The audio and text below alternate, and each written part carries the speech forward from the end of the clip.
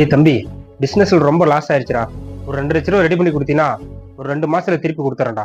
அட ஏன்னா நீ வேற, நானே என் பொண்டாட்டியோட நகையெல்லாம் கொண்டு போய் அடமானம் வச்சுட்டு அதை திருப்ப முடியாம நானே முழிச்சிட்டு இருக்கேன்னா. இவர்கிட்ட நான் 1000 வாட்டி சொல்லிட்டேன். நான் சொல்றதை நீங்க கேட்டீங்கன்னா நீங்க 2 பேரும் நினைக்கிறது நடக்கும். அப்படியா? அது என்னதுமா? அவ்வளவு பெரிய வீட்டுல உங்க அம்மா ஒத்தால தனியா தானே இருக்காங்க. அவங்கள கூட்டிட்டு போய் வாடகை வீட்டுல வச்சுட்டு அந்த வீட்டை வித்து ஆளுக்கு பதியா எடுத்துட்டு போங்க. அப்புறம் என்ன வெயிட் பண்ணிக்கிட்டு வாங்க ஆவறத பாக்கலாம். ஏண்டா உங்க அப்பா செத்ததுக்கு அப்புறம் நான் ஒத்தால கல்லு மண்ணு சுமந்து கஷ்டப்பட்டு கட்டின இந்த வீட்டை விட்டு நான் வாடகை வீட்டுக்கு போகணுமா? சாவர வரைக்கும் இந்த வீட்டுலதான் இருப்பேன். அப்படியே செத்தாலும் என் சொத்தெல்லாம் என் பேர பிள்ளைங்களுக்கு தான். உங்களை விற்க விட மாட்டேன். அதான் அவங்களே சொல்லிட்டாங்கல்ல, அவங்கள முடிச்சு கட்டிட்டு சீக்கிரமா சொத்த வைக்கிற வழியை பாருங்க. யாரு செஞ்ச பாவம் இது? எந்த நெஞ்சு தாங்குறது? தாய்ப்புள்ள பாசம் இது?